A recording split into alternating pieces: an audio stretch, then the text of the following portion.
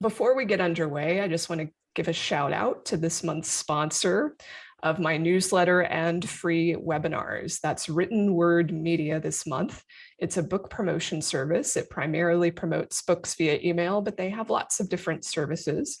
You can reach them at writtenwordmedia.com, or you can snap a picture of that QR code on the slide and it'll take you right to their website. So thank you to Written Word Media for supporting my programming.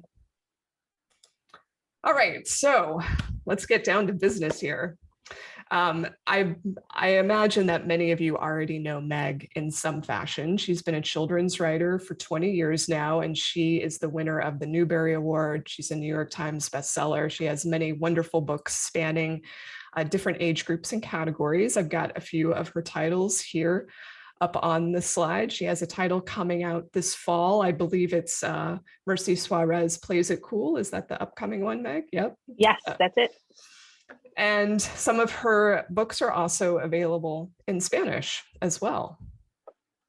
Now, when Meg wrote me about today's clinic topic, this is what she said. I'll just read it for you. As social media use has increased and sub-communities formed, such as librarians of TikTok, teachers of Instagram, et cetera, fewer people seem to come to blogs and websites for current information about an author. When I designed my site, I set up a news tab that worked as a blog of sorts, but now, several years later, I'm not sure people read blogs or websites, and I'm uncertain what vehicle creates the most connection with people, or with readers anymore. Worse, it's become a struggle to think of things to write about on my blog that I don't already say on social media. I have extremely limited time, but I do want to use my time in the most authentic and fruitful way I can. So this was like one of the most succinct, beautiful ways of expressing a problem that I hear about a lot. I mean, I get asked about this frequently. Meg has told me she, as an author, is asked for answers on this issue as well. Meg, is there anything else you want to add to this, to add more color or background to the situation? No, I think I'm still feeling that way, just trying to find the best use of my time. And when I say best use, the way that I will connect with readers the most efficiently, considering all the ways that people can find out about me and my books and so on. And let folks know, when was your site redesigned and relaunched? I think it was my assistant will tell me, but I think it was like 2017 or 2018. So it's fairly new. It started out when I first started publishing, just sort of a landing space that I made myself on WordPress, and it looked every bit of that. It was just awful. And then I decided to spend some money and redesign it so that it would be a useful place, that it would do stuff. You could link to my books and get it would look professional. So I'm happy with the look of it.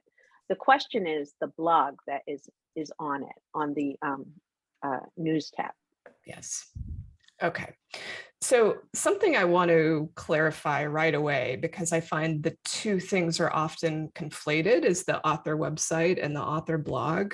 I think, Meg, you see these things as different, but I just want to make sure for people attending that I clarify that I consider these things have two different functions.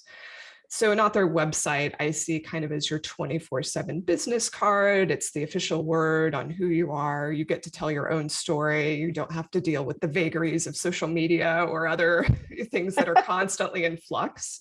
You own it and control it. And I also find that professionals in the publishing industry really like consulting author websites, whether that's like reviewers, the media, writing conferences, schools, libraries. It's just a really nice, easy way for people to get, again, the official word and then to reach out and contact you. And we're going to get to this later. I think it becomes a really good source of email newsletter signups. And also it makes it easy for people to find you on social media if they're not quite sure where you're active. Now, the author blog, it's often integrated into the author website, so they're not necessarily separate, but the purpose is a little different. It used to be authors were encouraged to blog because it kept the website fresh and maybe it helped with search traffic, and it was a way of engaging your readership or community, staying visible. Some years ago, it could, by some estimations, a lot of years ago, we used to like bookmark blogs or author websites and kind of visit them one by one to see what's new. But that behavior kind of ended with social media. But it's true that blogs are still good generally for getting some search traffic and maybe attracting new readers. But I find, honestly, that a lot of author blogs aren't succeeding on that level because, Meg, you're busy writing books. I wouldn't suggest you necessarily start writing blog posts to get search traffic. Oh, books, those things. Those Yes. things, yes.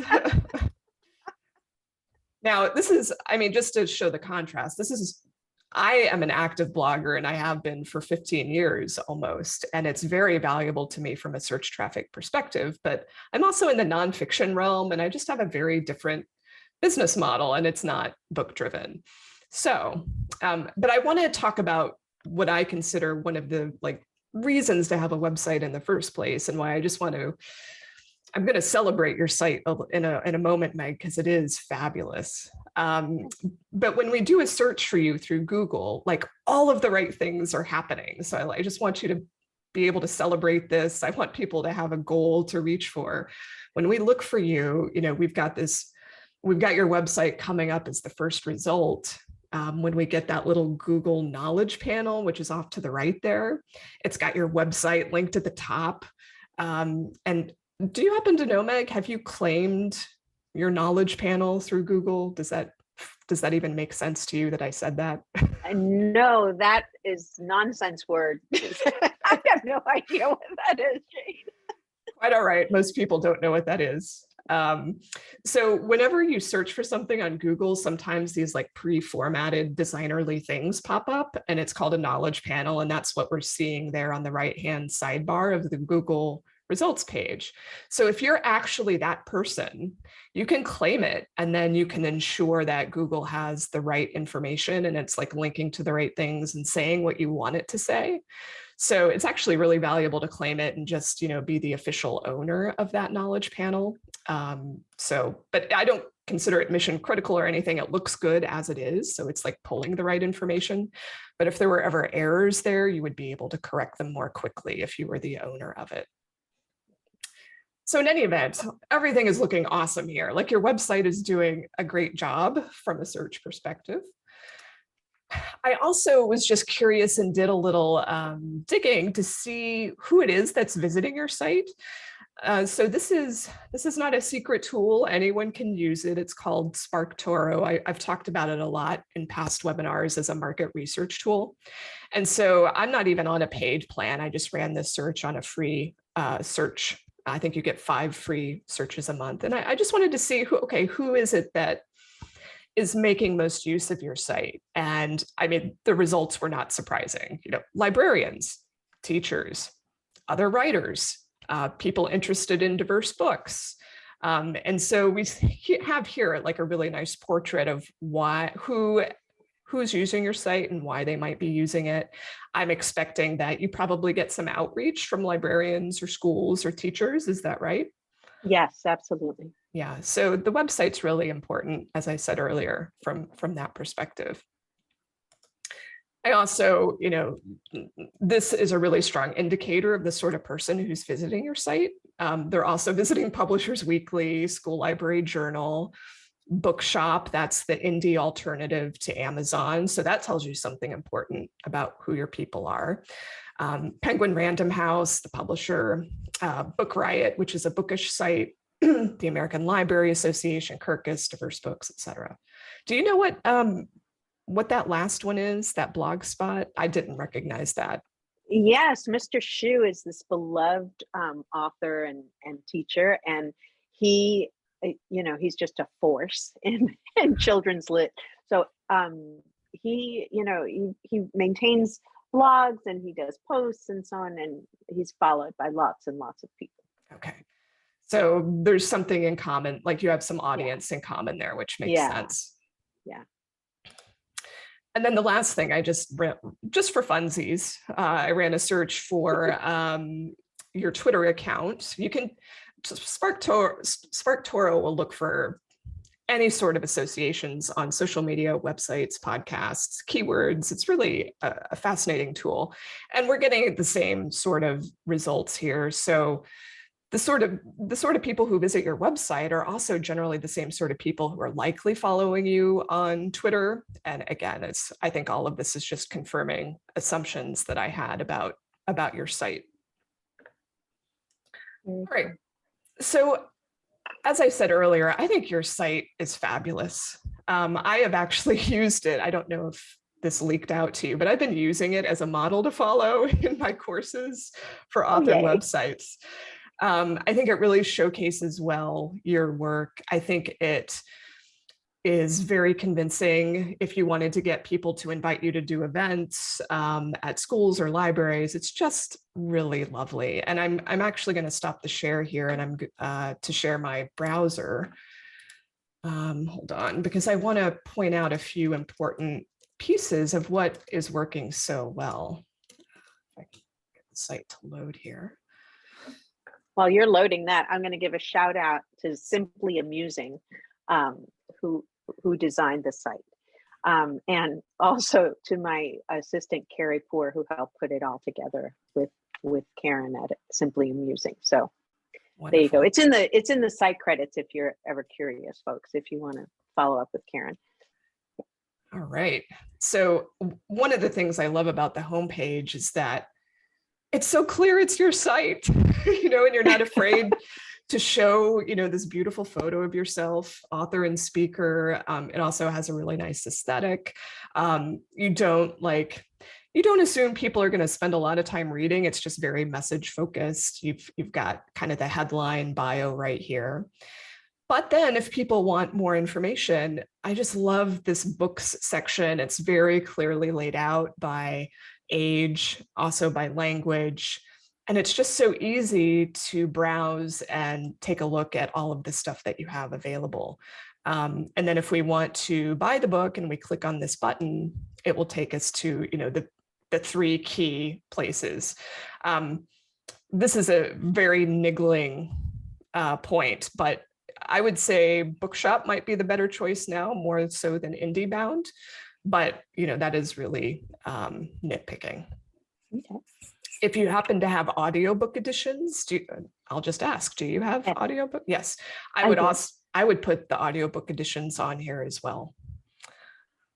They might be. There's not an audio of that one yet, but I think that. On the others one, I chose. Oh, do you mean on the drop down under audiobooks or within each book? Oh, let's see. Which one do you definitely have an audio version of? Let's say Yaqui Delgado Wants to Kick Your Ass. There you go. I think there. So this is where I want. That's where you'd put it. Okay. Yeah, that's where I'd put it. Is it down here, further down the page, maybe, or? I don't know. Oh, there's this No, this is. What's this little audio thing? If I were to play it, it's a sample. It's a sample of I think the book, if I'm not mistaken. Okay. But that's good to know. I was almost positive that I had audiobooks on here, but that I will add it. I hadn't thought about it. If it's not there, I will add it. Yeah. And Carrie, if you're out there and you have information to share, feel free to chat in. Okay.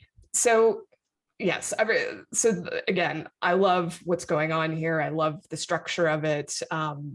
We've got a page with more details on you under About. We've got some FAQs, which is wonderful. I like the really candid photo here. Press kit. And then we've got, the news tab, which we're going to come back to later. There's an events page. Some extras where we've got articles, podcasts, videos. I have a suggestion related to this a little later on, and then the really clear icons pointing to your social media presence, which I think you might want to add TikTok to that, but we'll come back to social media use later. All right, so all in all, it's great. It's very little to criticize. So let me go back to my slides. So, the area that really resulted in this clinic is the fact that the news tab is feeling like, what's the point? And this is where, we've got the reverse chronology posts. And you're probably posting maybe once a month, maybe at most twice a month. Is that right? Yeah. And you shared your traffic figures with me behind the scenes, and you're not getting that much traffic to any individual post. It's also not the sort of content that you're likely to get a lot of search traffic from. So you're probably only getting people who subscribe to your newsletter or blog alerts. Or if you're sharing it on social, you're probably getting traffic from that. But beyond that, it's probably not doing that much for you. And so I think you're right to ask, if I'm repeating this elsewhere, should I really be taking the time to write these things? And for me, I think the content is really ideal for a newsletter. And you do have a newsletter, and it's also ideal for social. It's great for both. I'm going to come back to the newsletter bit later. Before we get to that, I wanted to just talk about if you were to post something that would get you some organic search traffic, like in a very targeted way. I'm not talking about millions of visitors or anything. If you wanted to do like book roundups that tied into what you're known for, that might get you some useful visibility. Like it might bring in some new people who didn't know about you. So here's a really quick example that I actually just presented with SCBWI over the weekend at their conference. I chose a really specific topic, and I went searching for an author who had maybe done a list of books on that topic. So I chose YA books about cutting, and sure enough, the second result after Goodreads was an author's website about which YA books about self-harm and cutting should you read next. That's a really nice trick for maybe pulling in people that wouldn't have known about your books otherwise. But the key there is to obviously choose lots of books, not just your own. But I do find it's a nice act of literary citizenship. You were already recommending books anyway, so this could be something. It doesn't have to be in blog form. It could just be a page on your site meant to kind of lure people in if they happen to be searching. Does that spark any particular ideas for you? Yeah, I mean, when I think of the Mercy books, I'm thinking of, middle grade books about, girls who love sports or girls who love soccer, Yes. things like that. Yeah. Middle grade books that deal with family illness or Right. Alzheimer's or something. Yes. Excellent. Yeah. So you could do reading lists like that. It could go on your site. You could also reuse it in a newsletter. You could post it on social. But I like the idea of, even if you do it on social, I like the idea of these specific sorts of lists on your site because they can attract some visitors that find out about you. Okay. Onto social media. So you have a pretty healthy social media following. You're active. The biggest following is on Twitter. I don't know if that's because you use it more, but do you want to briefly discuss what your thinking process is, or if you have a strategy, how would you explain it with these accounts? And if you don't have one, that's okay. All right, my strategy is that I came to all of it kicking and screaming because it's just a very different way of communicating. When I think of myself at a party, I don't just show up and insert myself into people's conversations and offer unsolicited opinions and everything else. But this is, sort of how social media is. So Twitter, I've been on, I think, maybe Facebook the longest, but Twitter is the one where I have the most following.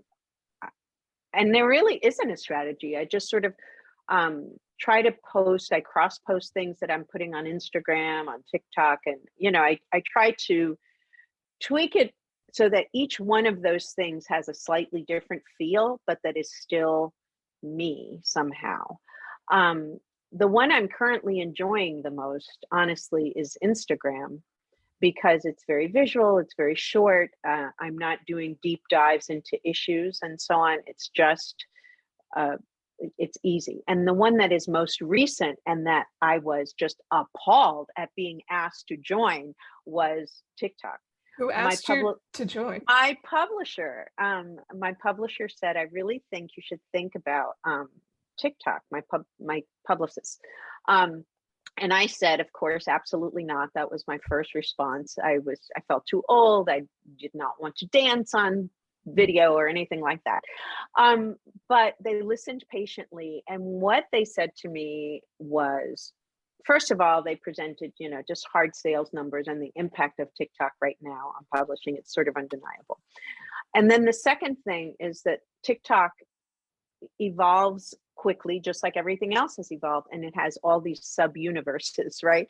So there's teachers of TikTok and so on. So I don't have to be dancing or doing dog videos. I can be, the algorithm will sort of read me.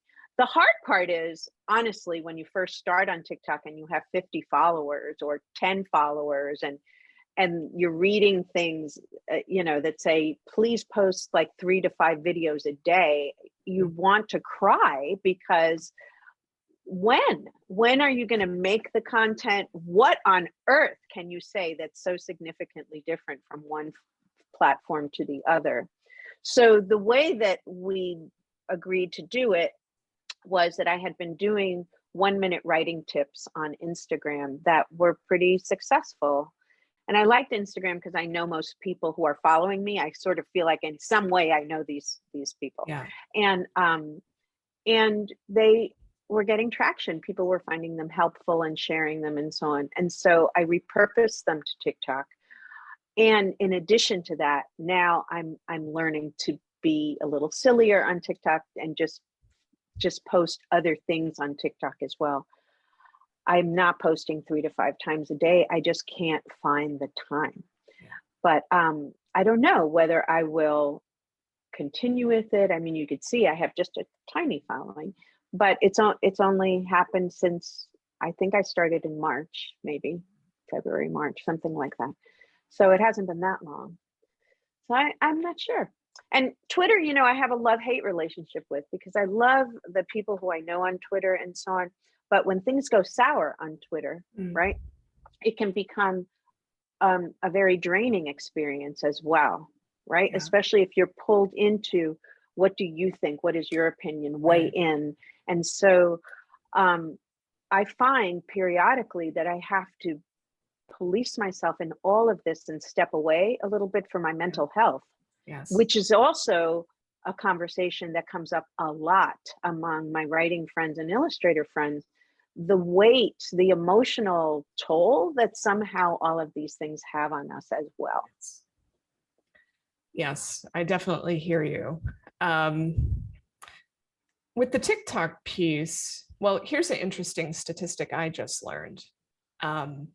I learned that 90% of TikTok users also use Instagram, and that 50% of Instagram users use TikTok. And there's a lot of cross-pollination between the two. So this is just to kind of endorse your move to repurpose from Instagram to TikTok. I think it's totally okay. And I think while it's true the book talk phenomenon is hugely driving sales, it's not really author driven. It's just it's influencers or your so-called everyday readers. And it's really hard to engineer some sort of sales explosion as an author. It's kind of very serendipitous. And if you ride the wave, should someone end up loving your book and then expressing about it on TikTok. That's not to say I think you should drop TikTok, but I kudos to you for being willing to go on there and spend the extra time and see where it takes you. But you did say you feel reasonably comfortable on Instagram, yes? I do. I do feel I do like Instagram. I think because the 1-minute writing tips are there, because I know many people there, and because I think just the visual, it's just it's fun, it's quick, it's very painless. It's not and the story piece of it, where you could just post a story for a day and then it disappears and it's not sort of lingering and so on. There's just a lot about it that I feel most comfortable with. And it looks like your 1-minute writing tips are getting the best reaction. If I just look at it from a numbers perspective, do you feel like that's the case? Or yeah, I mean, I'll get, so it's interesting. So like the same video on TikTok will have, let's say 300 views, very small number of views on TikTok. That same video will have, 1,800 or 2,000 or 2,400 views on Instagram. So it's interesting how, and they have a different, but you have to repackage them because Instagram sort of allows or expects a sort of more polished look, like you could have like a background, like things like Mhm. that. Whereas TikTok is like, it's person on the street, it's guerrilla, it's just me Yeah. holding my phone up. And so it has a whole different vibe. So you have to strip out some of those things that make sense on Instagram to TikTok. So it's not like just I'm going to post it here and there. It's always constantly thinking about who's there also. What I do like about TikTok, surprisingly, is that informality, like that ability to just talk into a screen and ask a question or something like that. Um, who I am as a consumer on TikTok is very different from what I put out on TikTok. I am laughing at cat videos and dog videos and people dancing, and like I am cracking up. There are hilarious people in this country. This person is not one of them, right? And so, but what I post is this other stuff. I don't know. I don't know how I'm going to finally land on it. But one thing I would say to everybody who's out there is that the one thing I have learned in the years in publishing is that I'm willing to give everything a try, right? Like my immediate impulse is to want to crawl into a hole and say, no, I can't do that, or I'm too shy to do that, or I'm sick of my face, or I don't want to hear my voice. And all of that is true, and none of that changes. But um, I just feel like we do have to engage in the way to reach our readers and to make relationship in the way that we're defining relationships right now in publishing. Mhm. Mhm. I think what I like about your approach too is it's there's some like little projects that you're undertaking that have names and they're recurring features like the fan mail Friday or the writing tips. And I think I think that structure helps. Like you're not wondering, what am I going to post today? Because well, it's Friday, so that means I'm going to read a fan letter. So I just want to encourage folks that finding some of these structures can really help, and hopefully people then look forward to them, and yeah, and it increases engagement. Is there anything else you've done that you found has been very effective in managing either time, efficiency, or it's been satisfying? I think buckets, just what you were saying, like there are lots of people on TikTok who sort of do these tutorials. I couldn't find them if I had to find them again, but they exist. They come up on my feed. And one woman in particular talked about buckets. Like, what are the 4 things that you want to talk about generally, the topics you want to talk about? And so I just sort of go back. Like, one of my buckets is backlist. Talk about your backlist. So there'll be Mhm. stuff about Burn Baby Burn or Yaki or whatever. New books, new projects, writing tips. There's a bucket called Crazy Personal or whatever. It just whatever it is for you, like the things that you're comfortable posting about, and just sort of helps. I don't think that it necessarily gives you enormous numbers of ideas. Like you still have to come up with what's going to go in that bucket, but it just Mhm. is a planning device. Yeah. But the time in producing a video, even a little one, is not, it takes 30 seconds to see it, but it doesn't take 30 Right. seconds to make it. Yeah. Not even those ones that look like they're made, like with somebody just walking through the park. It takes time. And the time thing is the premium, right? The Yes. other weird thing about social media, Jane, that's hard is that it's another part of your brain that's completely different from the part that has to write novels, right? To the writing part of me needs quiet. I need like to go deeply into my imagination. The social media part is up in my intellectual place, right? It's a more superficial sort of thing. It's quick, and so sometimes I have trouble making those parts of me coexist. Mhm. They interrupt each other. Do you sometimes do like a week's worth of social media content or more like in one sitting? Or do you tend to do it one by one? I've done it both ways. If you're doing lots of them, then there's, sometimes you're feeling like, I think I might need another shirt for this next video, right? And so now we're layering in costume changes, people, right? It's like, holy God, I need staff. I don't know. I do it all kinds of ways. I guess I'm just, I don't know how people manage it all. Yeah. But yeah, sometimes I'll record a few together.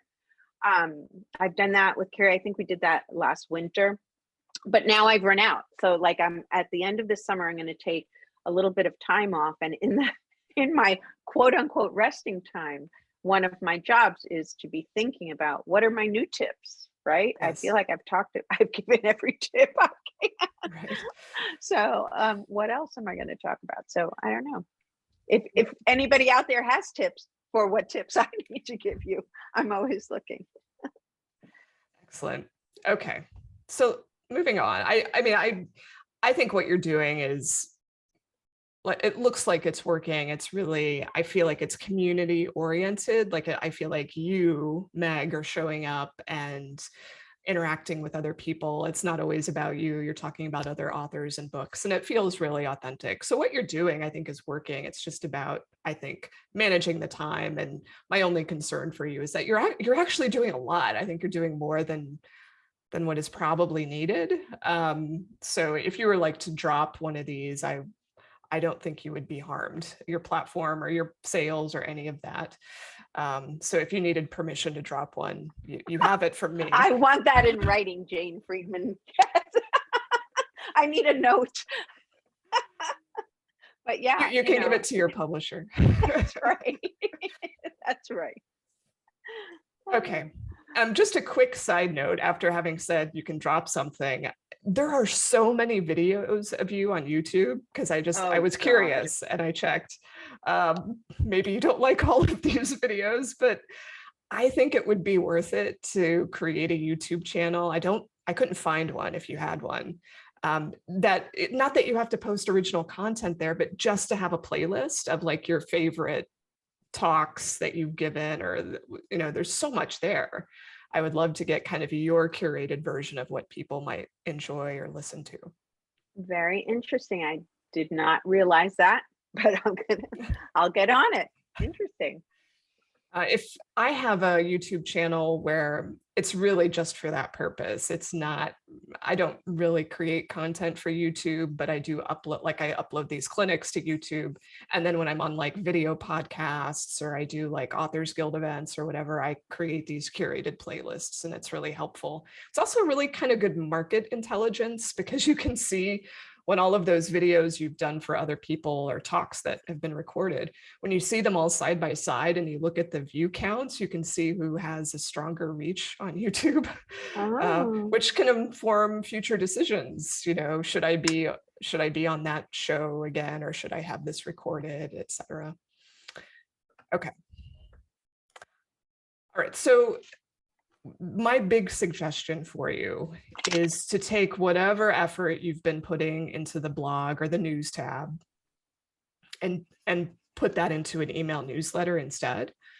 You do have an email newsletter sign up form that sits on your site. I think it's only in select places. I think it shows up definitely on the news tab. And it says somewhere that I think that it's quarterly. yes. And I can't remember where I got this information, but you mentioned some sort of annual thank you swag to your newsletter people. Can you tell me about that? Yes. I actually like doing sobremesa. So sobremesa, which is a phrase that is that, like after you finish dinner and you sit around the table talking. All right. So that's sobremesa, just sort of the chatting that goes on after a shared meal. So the newsletter is called No Sobremesa, and it comes out 4 times a year. And I think I created one because I watched one of your webinars on the need for author newsletters. I said, I need a newsletter. So I did it, but I couldn't think of like, wow, what am I going to put in a newsletter? every week, or some people have a daily news sheet or whatever. I just couldn't imagine it. So we do it quarterly. The next one will come up in October, and what I try to put in there are things that I do not or have not posted or shared on the blog or on any of my social media. So it really is stuff for the people who are most interested in my career and in my work. Some of it is pictures, some of it are, links to things. And then in the last one of the year, I send a present. Like this year, we created bookmarks with charms that had to do with the different titles in my books. And I sent everybody a little package of Meg Medina bookmarks. I don't know what this next one will be, but that's always the challenge also. So I know that I have to budget. I do budget money for the swag that I'm going to send them. But right now I have only, I'm going to say maybe 350, 400 people signed up for the newsletter. It's not like I have thousands. So that swag might not be Right. something that I could sustain if I got lots of followers. But it feels nice to be able to thank them in some way for following my career as closely and as frankly lovingly as many of these people have. Yes. They're your most energetic supporters. Yes. And so that's why I like to send them some swag once a year. That is very generous. And I think it's brilliant.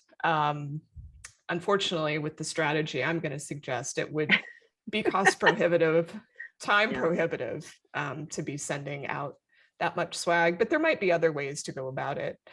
Drawings, or I don't know what you could do, but I think there's still ways to reward folks. Okay, so to dig into this a little bit more and what I'm suggesting, I'm basically saying you will eliminate the news tab, but you will increase the newsletter frequency. But when I say eliminate the news tab, I don't mean go in and delete all your past content. I think that should remain, and you might have like a tab under, I think you have, it's not news, and maybe it's events or extras. You could have like a sub menu item that says blog archive or something for those people who might want to go back and browse it, but just not in the main navigation, because it will look dusty. And, if after you haven't updated it for a while, so you don't want to bring too much attention to it, but you still want to benefit from the fact it's there. So as far as increased frequency, I don't know if this would be scary for you, but I'm thinking like once a month, and I'll show you some ideas I have, but I would put your sign up form in a more obvious place. I think now it's a little bit hidden. There are lots of ways to do this. Some people make it the centerpiece of their homepage. I don't know that that's necessarily merited here, but here's an example from a big author in the nonfiction space, James Clear, who does make the emails central to his website. I think mine comes up as a pop-up. Oh, does it? A pop-up menu. It's I don't know how long it lasts, but it's a pop-up if you want to. Oh, great. Well, I never encountered the pop-up. That was actually going to be my next suggestion. You could have a pop-up.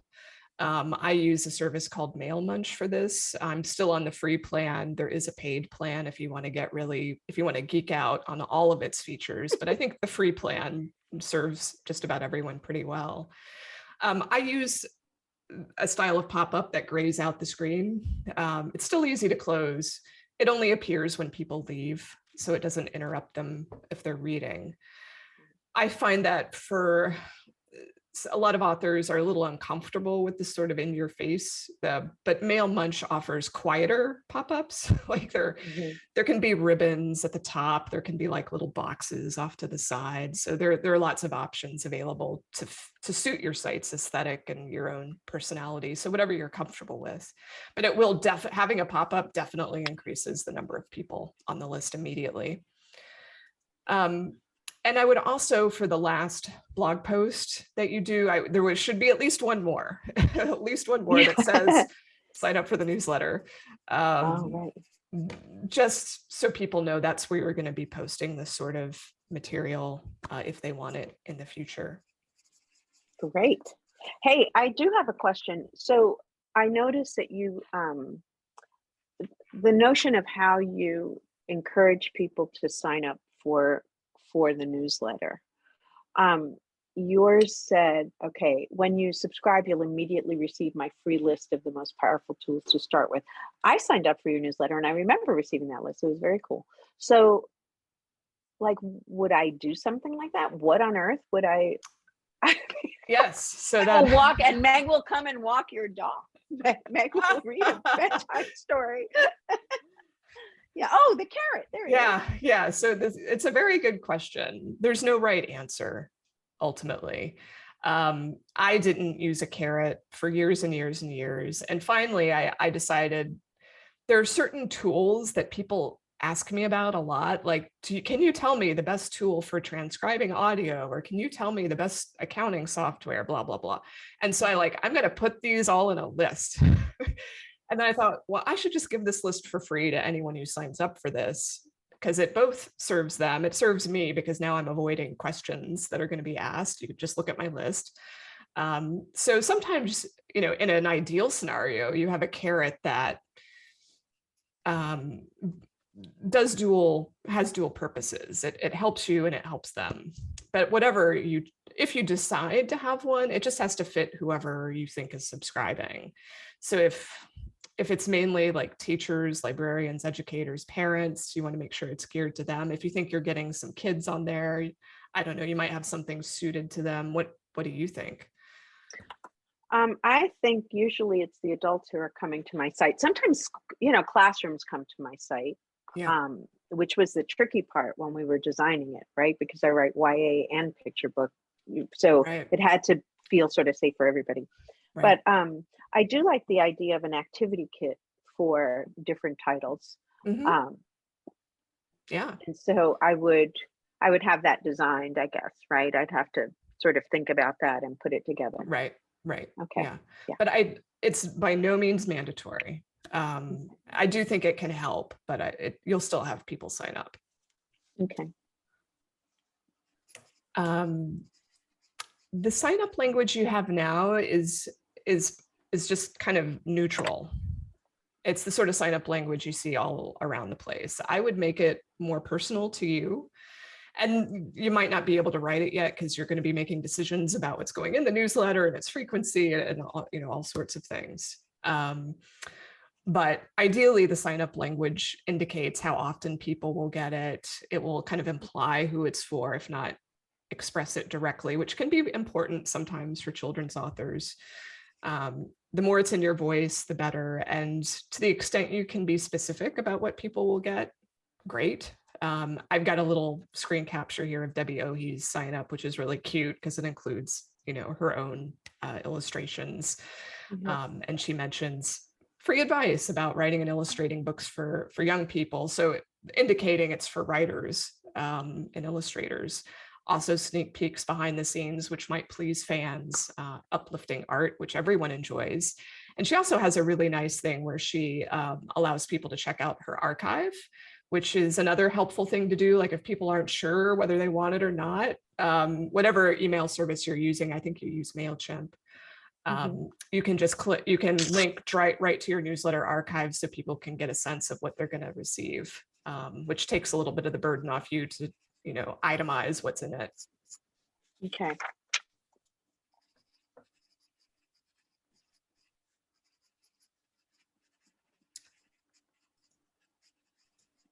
So the frequency, like I mentioned earlier, I think once a month would be ideal. If that feels burdensome, every other month. Quarterly is not bad, but I think it just gives people an opportunity to forget. Yeah. And also I think you have a lot of stuff going on. So here I've just kind of mocked up stuff from, like, I stole little things from your social media presence and your website, and I just kind of put it into like a sample issue where you might have a little brief personal introductory note about what's going on with you. I believe you have a book club at the moment. You could talk about recent book club picks. You could have your upcoming events. You could link to your latest writing tip. So even though you've been doing all new content or originals, like special personal stuff, what I'm suggesting is that you can lighten the burden on yourself a bit if you increase the frequency and point people to what you've been doing lately, because there's no way that everyone knows everything you've been doing on social media. That it's people aren't visiting your site all the time. And so this is kind of a service to let them know and catch up with you and what's new in your world. And certainly you could alternate too, like the higher the frequency, the more you could potentially alternate, like if you did it every other week could be a brief or regional note, and then the next week it could be a roundup of news. So there's no right or wrong answer here. It's about what you can manage. How does this interface though with social media? Because so much of this stuff I'll say, hey, there's a book club and here's so I feel like I've already said it. And so it loses sort of its specialness for my newsletter people, maybe. But that sort of assumes that they're reading everything I'm putting out there, which is ridiculous, I guess, right? Is that what you're going to gently tell me? Exactly that. Yes. There's no way that everyone's seeing every single thing you post. They're probably missing half of it. And that could be being generous. I mean, they'd have to be really on top of you to capture it all. And some people just they're not using social media, period. So this, again, I would emphasize the service aspect, like keeping people aware. And it doesn't have to be everything. It can be just like your best hits or highlights or the things you really don't want people to miss. Like they would be sorry if they missed this thing. Okay. You can also, rather than rehashing or restating, just link people. Like I know one author who at the bottom of their newsletter kind of has a consistent 3 to 5 bullet points that says, here's my latest blah, blah, blah, blah on Instagram. And here's my latest session on this over at TikTok, and so that it's just a small part of the newsletter, but you can expand it. It's up to you how much you want to have original versus remember, don't miss this, reminder sorts of content. And you feel like the newsletter is the most effective way to connect with readers versus social media? With the people who are your fans, you described, I think, them as really supportive and your most engaged or devoted folks. That's who I'm assuming you'll be sending to. Now, certainly if you pick up on your efforts to get people onto the list, it's going to get a little bit more, it may be more casual fans rather than ardent fans, but I think that's okay. And I do think it's a super powerful communication tool that gives you the ability to push sales during book release times. So I think what you're going to find out is when your next book releases, the moment you make that announcement in your email newsletter that it's released, or you have any big news related to it, you're going to see immediate uptick in sales if you follow that closely. Well, I better hurry because my book comes out September 13th. So goodbye to my restful August. I'm watching it evaporate before my eyes, but yeah. All right. I will be thinking about how to do that. And so if I'm looking at this right, a personal paragraph, just like a hello note, so to speak, what's been going on with me recently, some roundups of articles, latest links, maybe latest TikTok, latest on Instagram, just random things as well. I guess, the thing is, the insecurity I always feel, and Carrie will attest to this, is my notion of, do they really want to hear this from me? Do they care about this at all? You know what I'm saying? It just feels do you feel like you might be bothering people? Yeah. You're definitely not bothering people unless you start throwing names onto your list, people who didn't ask to be there. But the moment someone says, yes, I want to know what's next, they genuinely want to know what's next. There are some authors I subscribe to, and like they don't put out books all that often. And I really enjoy these people. I admire them. I like how they see the world. And I just want to hear from them. I'm curious what they're up to in between these long stretches. And I appreciate knowing what's going on. It's like this, I want to be friends with them. And this gives me just this little feeling that maybe I am or could be one day, you know? I think authors hold a really special place in people's hearts. And so that's why I think the personal newsletter is quite powerful for authors. And you don't think it's so I saw in one of the questions, thank you, Maura, that some folks are asking, like, are we flooded with them? Are there too many author newsletters, or you don't feel that way in your experience? I mean, it's certainly true that currently Substack is partly responsible for this. Everyone's being told to get into email or whatever. And that trend is gonna die off, and the people who are really committed to the newsletter as a means of communication will still be going long after the trend dies.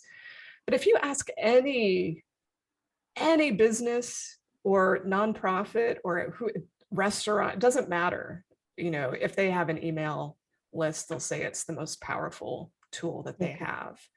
So it's not that I think I would drop all of your social media and just rely on email. I think they work really well in concert with one another. And I think it's also very rewarding when you send these out and you start getting responses and replies that can be really meaningful. And I bet that's probably already happened to you, even with a small list. Yeah, very true. So that is one, it's a blessing and a curse, because as the list grows and you do more meaningful things with it, you will get more replies, and then you'll feel this responsibility to respond back, and everyone handles that differently. Yeah. My guess is that I will have some responses in the following the next newsletter. You know what I mean? Yeah. So as I'm thinking about this, it's a scheduling thing in my mind of the when and Yes. how do you, Jane, like, because you're a very busy woman as well. So do you sit down? Do you have a day that you say, I write my newsletter this day at Yes. this time? Okay. I do, but I don't sit down cold. So I use a tool called Notion, which is like Evernote, where as I'm going through my week, if I see something, ooh, I want to mention that in my newsletter, I make a little note so that when I sit down to actually write it, I've got all my notes, and it's really it's almost like a paint by the numbers. Not to say that it's meaningless, but like I already know what I'm going to be writing. So I'm not sitting, wondering, oh no, Right. I don't What know do I what do to now? say. So yeah, and I send like 5 newsletters, although 2 of them are automated, so I'm not sitting down to write those. But yeah, it's part of my writing schedule. And I also use it as a creativity outlet, because often the notes that I'm opening with in my newsletter are the seeds of actual personal essays I want to write at some later date that I haven't had the time to do. So they're also it's a compost pile for me. So I try to make these things serve my purposes as much as serve the readers too. Yeah. In this last newsletter to Sobremesa, I gave, I'm working on a book and, struggling because it's an early draft. So I gave them uh, the first page of the first chapter, just so they could see what it looks like, this mess, like when you're first sort of Yeah. it's always a process of figuring out what folks will find interesting. But it's interesting, I always get very self-conscious also on social media. I have to say, it may feel authentic viewing it, but as I'm making it, I feel very I feel awkward sometimes, and that it'll be intrusive or too much or annoying or some such. But I'm learning to power through. Yeah. There's so many great questions. Are you watching all these questions? I've had to stop. Well, let me zoom through the last couple notes here, and then we'll get to some Q&A. Are you able to stay on for? Yes, okay, for sure. All right. Okay. Just a few more tips on building the list, because obviously when you put more effort into it, hopefully you want more people to be receiving it. So at least in the near term, I would always mention the fact you've sent out a newsletter on social and have the sign up link, just so people will have to hear about it probably 5 or 6 times before they finally pick up on the fact, hey, Meg's sending a newsletter regularly and maybe I should sign up. If you're discussing other authors or books, I would probably tag them just so they know they're being spoken of fondly, and maybe they'll subscribe too.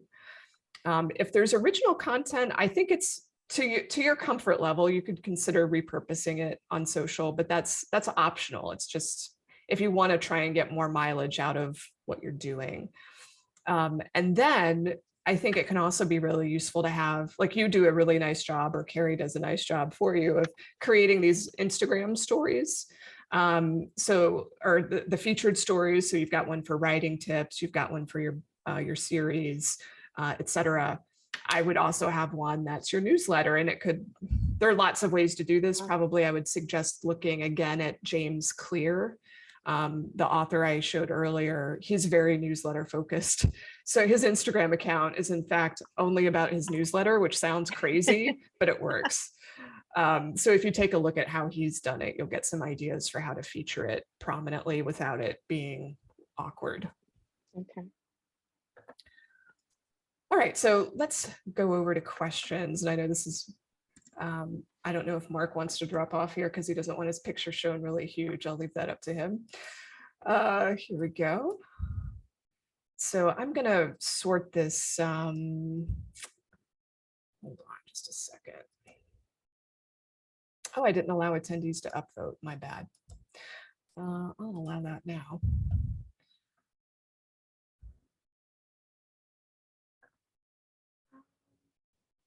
And if you see a question that you would like to address, Meg, feel free. So Anita is asking, if you have an email newsletter, do you need to have a blog? And would you post the same information in the blog and the newsletter? So this is a kind of a conundrum that comes up frequently. And the line between these two things is super blurry.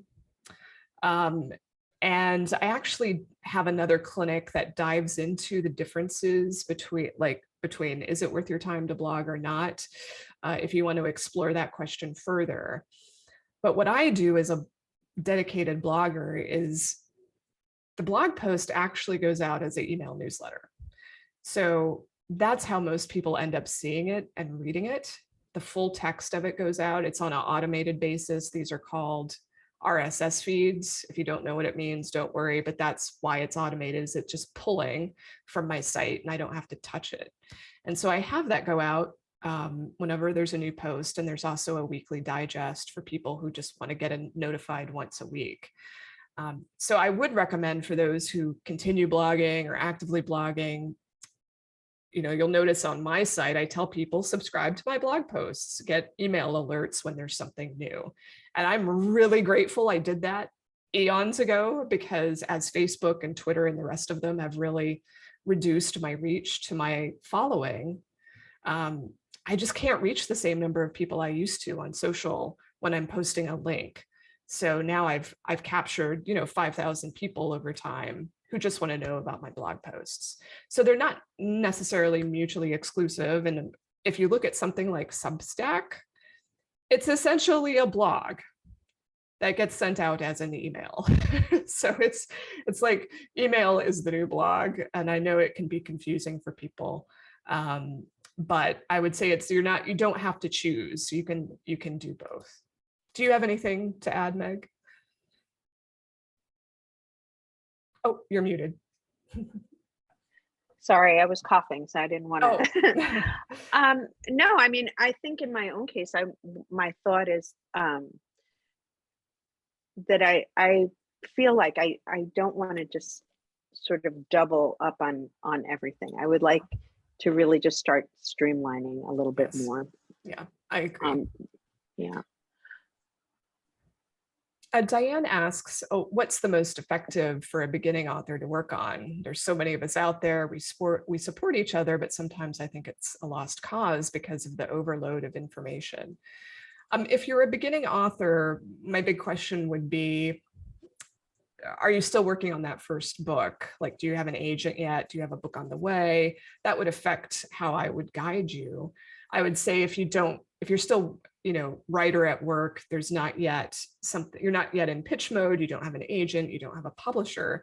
I think social media is probably where I would be spending more of my time, just for relationships, network building, to see and to be seen, the literary citizenship piece, because I think relationships become so important in those early stages. Not that they ever stop being important, but an email newsletter can feel awkward because you don't have any work yet for people to be invested in. Now, on the nonfiction side, like for journalists and people who do short pieces, newsletter starts to become a more interesting play because, well, for all sorts of reasons. One of them being you might be able to charge for your newsletter at some point, which is what Substack is always talking about, how to monetize your newsletter.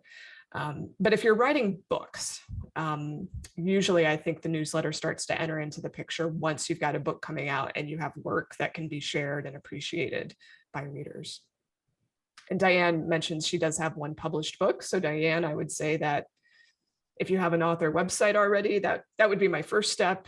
And then I would layer on top the newsletter, and then social is the way to engage with people generally and do more serendipitous sort of networking.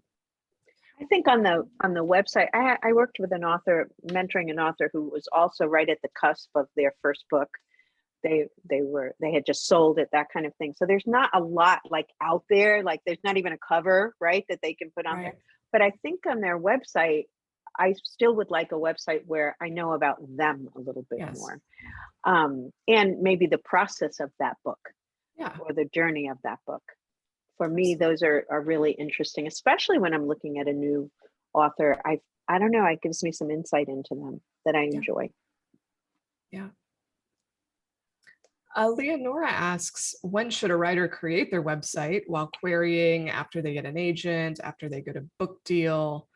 And there are a lot of varying opinions on this. I don't think there's a right or a wrong answer, but I usually suggest that people, once they're serious about authorship as a profession, that they think about at least having a little landing page for themselves. I often recommend Carrd for this. I'll put that link into the chat here, because Carrd is so simple to use. It's not as intimidating as WordPress, and it can essentially just be your photo, a brief bio. You can link out to social if you're active on social media, and likely if agents or editors go searching for you because they're doing a little friendly stalking to see if they want to work with you, usually that site's going to come up and they can see that you're serious and professional and you're intent on making this your career.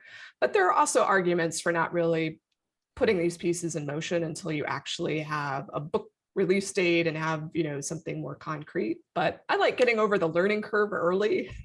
I find some writers get intimidated when they have to say something about themselves on an official looking website. So it's nice to try and overcome that psychological hurdle before you're like on the edge of your book's release date. When did your first author website go up, Meg? How far? Oh my gosh. I think right when I sold my first book to Holt, and all it was the picture of the cover, a picture of me, how people could contact me, a little bio, just the basic stuff, how they could find, what my book looked like, who was publishing it, about the book, and about me. It was very, very simple. And then as I started publishing more, the problem became that I was cobbling together things and it looked terrible. There'll be a tipping point at which, like, there's a time for each different kind of website, I think, in your evolution as a writer. There's a time for really simple, bare bones, and then as things get more complicated, you'll have to keep up with that. Absolutely. Someone is anonymously asking or noticing that Meg's homepage is very short, which I like. Basically one screen, no scrolling. Can you talk a little about the pros and cons of having a shorter or longer homepage, when you might choose one or the other? Now, Meg, maybe you should speak to this first, because I find that's always a very intentional choice when it occurs. And I imagine it's a discussion you had with your designers. What do you think about this? Yeah. So Karen was really helpful. Um, she gave, sh the way when we were designing this website, she asked me to look. She created a secret Pinterest page between us, right? And so she asked me to go find websites that I thought were good looking, that worked, that I enjoyed reading through. And then she asked me things for colors and motifs. I filled out a whole survey about myself, my background, favorite colors, all kinds of stuff like that. And so if you look at it, she wanted the landing page to definitely have a big picture of me, unfortunately, for better or worse, right? This picture of, so people know exactly who it is, Yes. what you look like, and what's your tag. Like, when people look at it, they just need that bare bones of who you are and what you're about. And then they get to click around in there to find out more. So that was her big thing. And the look and the color and all of that had to do with the fact that I write Latino kind of centered material, a lot of it. And so that it had to have some sort of cultural feel to it. And the colors, the brightness, that had a lot to do with reaching children and reaching Yes. young people. Yeah. So it's all of these things that I think visual artists, like illustrators among us, would really understand. But it was a really eye-opening and kind of exciting experience, Yeah. to work with a designer.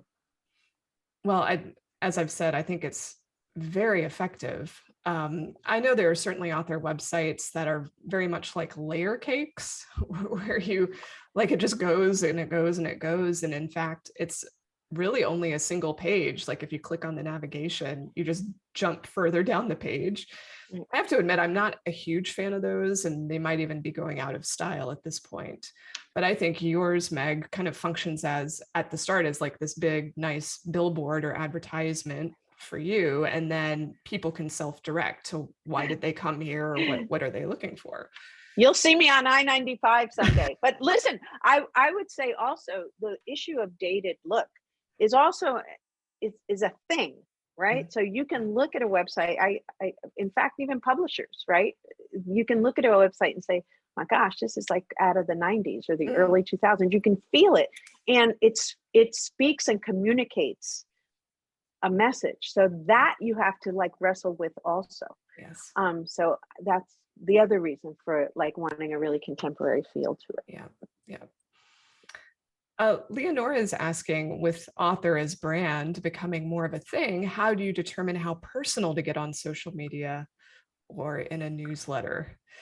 That is a big question. So Meg, how do you handle this if you have an answer? Oh, I have all kinds of answers. Sometimes when I'm in conferences and so on and I answer questions, people will, because of the nature of what I write, people will ask me a question and the answer has to be grossly personal, right? And it's in that moment, it's uncomfortable, but I get through it because it is the closest thing to the truth that I'm telling them. I'm trying to answer their question. When I'm on social media, there are certain things you'll notice. Like I posted, for example, my daughter Sandra's getting married in August, so in September. So I'm posting certain things, but that has been a rare thing. I don't often post a lot about my kids or about my husband. I'm very sparing because of their privacy. Right? I check with them, that kind of thing. I try not to do that. And I feel like I don't owe every part of myself to every reader. I owe them honesty. I owe them my best work. I owe them honest answers when they ask me, and I share what I feel comfortable sharing. And that's, I guess, the closest way I can say it. It's all kinds of things. Sometimes I do talk about personal things, but there are limits even within my own sharing. How about you? I mean, I think you've been sharing more personal things. There's one of your newsletters where you go back and talk like memories of messy things you've done. Yes. Things like that, which I kind of enjoy. Yeah. In a weird way. Yeah. I will get more personal in my email newsletter, which ultimately probably reaches more people, for sure, reaches, like, I can reliably reach more people through the email newsletter than even on Twitter, because Twitter goes by so fast, you know. But I feel safer in the email newsletter because it can't go viral in some weird way shared by someone who doesn't know me at least a little bit, you know. Whereas on Twitter, I've said things that I thought were fairly innocuous, and then it somehow gets taken out of context and it like gets spread to a different community. And that's where I feel like the real vulnerability comes into play, because you can't control so much what happens on social. And so I tend to be more reserved and protective when I'm posting on social, and I tend to be a little more business oriented. Although with Instagram, I did decide that's where I'm going to show more insight into what's going on with me personally, like photos of the cat, or, you know, Mark with his latest donut, or, you know, but it Right. tends to be fairly like, I'm focused on the light. And I don't mean that by like, I mean like light versus dark. I'm like trying to shine a light, trying to be a positive force. I'm not, and that was a personal choice. I'm not there to, um, I don't know, open up conversations that I find difficult that are best conducted in person, if that Yeah. makes sense. I do struggle with that. Although I do, you know, I have that's one of my things with Twitter. So I love Twitter for the fact that it does rip off the band-aid on things and force conversations that are uncomfortable. And, you know, it's a messy, volatile place. It's also been an amazing tool for people who traditionally aren't invited into conversations, right? And Yes, so it's a great place to say, excuse me, I have something to say. So I totally. love that about it. I don't love when it becomes a free for all and when it gets used to really injure people. So even in disagreements, right? Even when I disagree vehemently with someone, I don't generally feel the need to um, humiliate and destroy and so on. And so that's the more tender part of Twitter for me. Yeah. So I go in and out of it. I go in and out of it. But there are some things that I will take. Like I do a lot of talk about book banning, censorship, and so on, and that earns me a lot of um, love from people who happen to see things my way, and it earns me a lot of scorn and grief from people who feel like they need to Yes. to Yes. find me and make me pay. Yes. Yes. I'm sorry that that exists. We're all sorry. Yeah. A tactical question from Ellen. Do you recommend reposting newsletter content to the blog section of the website? As far as what I recommended to Meg in terms of what she put in the newsletter, I don't think that makes a bit of sense, and I wouldn't do it. But there are some folks, as I talked about earlier, who are essentially sending out blog posts as emails. And it's possible that there are some emails that could then be posted on your website. But it's unfortunately, I don't think there's one answer to that. It's just going to be on a case by case basis. So just for you, Meg, though, I wouldn't do that. I wouldn't be reposting. Okay. And for Pam, I want to say, Pam, if you just go on Meg Medina Books on Instagram and type in 1 minute writing tips, I think they'll all come up. It's all push the thing that looks like a little triangle. It's reels, and Mhm. they're all there, and you can just see any one of them. Or if you have difficulty, contact me through my website, and I'll send you the little movie if you want to see it. Thanks for asking.